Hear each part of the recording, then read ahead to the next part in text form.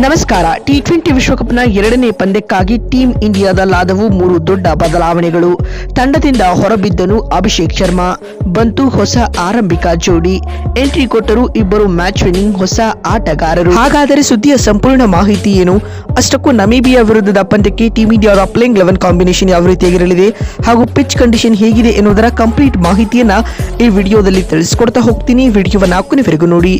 ಆದರೆ ಅದಕ್ಕಿಂತಲೂ ಮುನ್ನ ನೀವು ಕೂಡ ಟೀಂ ಇಂಡಿಯಾದ ಅಭಿಮಾನಿಗಳಾಗಿ ಈ ವಿಡಿಯೋವನ್ನ ನೋಡುತ್ತಿದ್ದರೆ ತಪ್ಪದೆ ಈ ಕೂಡಲೇ ಈ ವಿಡಿಯೋಗೊಂದು ಲೈಕ್ ಮಾಡಿ ಮತ್ತು ನಮ್ಮ ಚಾನೆಲ್ಗೊಂದು ಸಬ್ಸ್ಕ್ರೈಬ್ ಮಾಡಿ.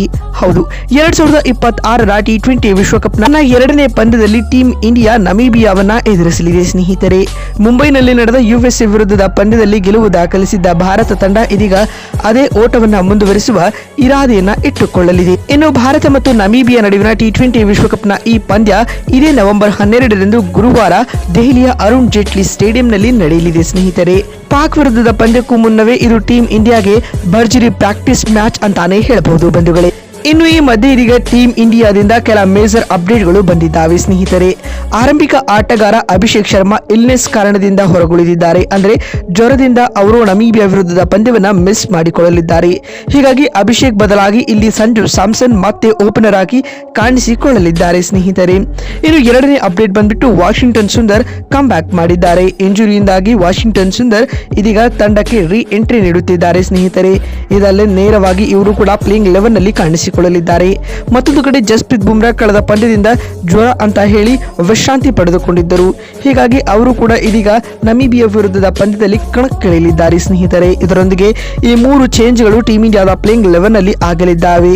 ಇನ್ನು ಜಸ್ಪ್ರೀತ್ ಬುಮ್ರಾ ತಂಡಕ್ಕೆ ಎಂಟ್ರಿ ಕೊಟ್ಟರೆ ಇಲ್ಲಿ ಯಾರನ್ನ ಹೊರಗಿಡಲಿದ್ದಾರೆ ಎಂಬ ಪ್ರಶ್ನೆಯೂ ಕೂಡ ಕಾಣಿಸಿಕೊಳ್ಳಲಿದೆ. ಯಾಕಂದ್ರೆ ಸಿರಾಜ್ ಮೊದಲ ಪಂದ್ಯದಲ್ಲಿ ಉತ್ತಮ ಪ್ರದರ್ಶನ ನೀಡಿದ್ದರು. ಆದಾಗ್ಯೂ ಇದೀಗ ಜಸ್ಪ್ರೀತ್ ಬುಮ್ರಾ ತಂಡಕ್ಕೆ ಎಂಟ್ರಿ ಕೊಟ್ಟರೆ ಅಫ್ಕೋರ್ಸ್ ಇಲ್ಲಿ ಸಿರಾಜ್ ತಂಡದಿಂದ ಹೊರಗುಳಿಯಬೇಕಾಗುತ್ತೆ.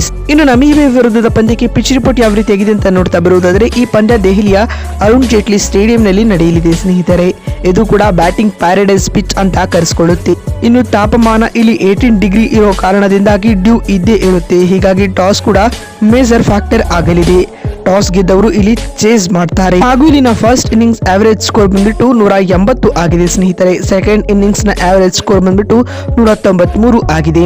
ನೋಡಿದಂತೆ ನಮೀಬಿಯಾ ವಿರುದ್ಧದ ಪಂದ್ಯಕ್ಕೆ ಭಾರತದ ಪ್ಲೇಯಿಂಗ್ 11 ಕಾಂಬಿನೇಷನ್ ಯಾವ ರೀತಿಯಾಗಿದೆ ಅಂತ ನೋಡ್ತಾ ಬರುವುದಾದರೆ ಅಭಿಷೇಕ್ ಶರ್ಮಾ ಜ್ವರದಿಂದ ಪಂದ್ಯ ಮಿಸ್ ಮಾಡಿಕೊಂಡಿರುವ ಕಾರಣ ಇಲ್ಲಿ ಓಪನರ್ಸ್ ಗಳಾಗಿ ಸಂಜು ಸ್ಯಾಮ್ಸನ್ ಮತ್ತು ಇಶಾನ್ ಕಿಶನ್ ಆಡಲಿದ್ದಾರೆ. ಮತ್ತು 3ನೇ ಕ್ರಮಾಂಕದಲ್ಲಿ ಲೆಫ್ಟ್ ಹ್ಯಾಂಡೆಡ್ ಬ್ಯಾಟ್ಸ್ಮನ್ ಆಗಿ ತಿಲಕ್ ವರ್ಮಾ ಆಡಲಿದ್ದಾರೆ. ಇವರು ತಂಡಕ್ಕೆ ಕನ್ಸಿಸ್ಟೆನ್ಸಿಯನ್ನ ತರ್ತಾರೆ.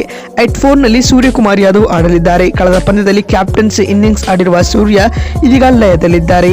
ಮತ್ತು 5ನೇ ಕ್ರಮಾಂಕದಲ್ಲಿ ಇಲ್ಲಿ ಹಾರ್ದಿಕ್ ಪಾಂಡ್ಯ ಆಡಲಿದ್ದಾರೆ. ಹಾಗೂ 6ನೇ ಸ್ಲಾಟ್ ನಲ್ಲಿ ರಿಂಕು ಸಿಂಗ್ ರವರಿಗೆ ಚಾನ್ಸ್ ಸಿಗಲಿದೆ. 7ನೇ ಕ್ರಮಾಂಕದಲ್ಲಿ ಸ್ಪಿನ್ ಆಲ್ರೌಂಡರ್ ಆಗಿ ಅಕ್ಷರ್ ಪಟೇಲ್ ಆಡಿದರೆ 8ನೇ ಕ್ರಮಾಂಕದಲ್ಲಿ ಇಲ್ಲಿ ವಾಷಿಂಗ್ಟನ್ ಸುಂದರ್ ಆಡಲಿದ್ದಾರೆ. ಇನ್ನು 9ನೇ ಸ್ಲಾಟ್ ನಲ್ಲಿ ಮಸ್ಟರ್ ಸ್ಪಿನ್ನರ್ ಆಗಿ ವರುಣ್ ಚಕ್ರವರ್ತಿ ಕಾಣಿಸಿಕೊಂಡರೆ 10ನೇ ಕ್ರಮಾಂಕದಲ್ಲಿ ಜಸ್ಪ್ರೀತ್ ಬುಮ್ರಾ ಹಾಗೂ 11ನೇ ಸ್ಲಾಟ್ ನಲ್ಲಿ ಇಲ್ಲಿ ಹರ್ಷದೀಪ್ ಸಿಂಗ್ ಅವರಿಗೆ ಪ್ಲೇಯಿಂಗ್ 11 ನಲ್ಲಿ ಚಾನ್ಸ್ ಸಿಗಲಿದೆ. ನಿಮ್ಮ ಪ್ರಕಾರ ಈ ಪಂದ್ಯವನ್ನ ಯಾರು ಗೆಲ್ಲಬಹುದು ಎನ್ನುವ ನಿಮ್ಮ ಅನಿಸಿಕೆ ಮತ್ತು ಅಭಿಪ್ರಾಯಗಳನ್ನ ಕಾಮೆಂಟ್ ಮಾಡಿ. ಮತ್ತೊಂದು ವಿಡಿಯೋದಲ್ಲಿ ಸಿಗ್ತೀನಿ. ಎಲ್ಲರಿಗೂ ನಮಸ್ಕಾರ, ಧನ್ಯವಾದಗಳು.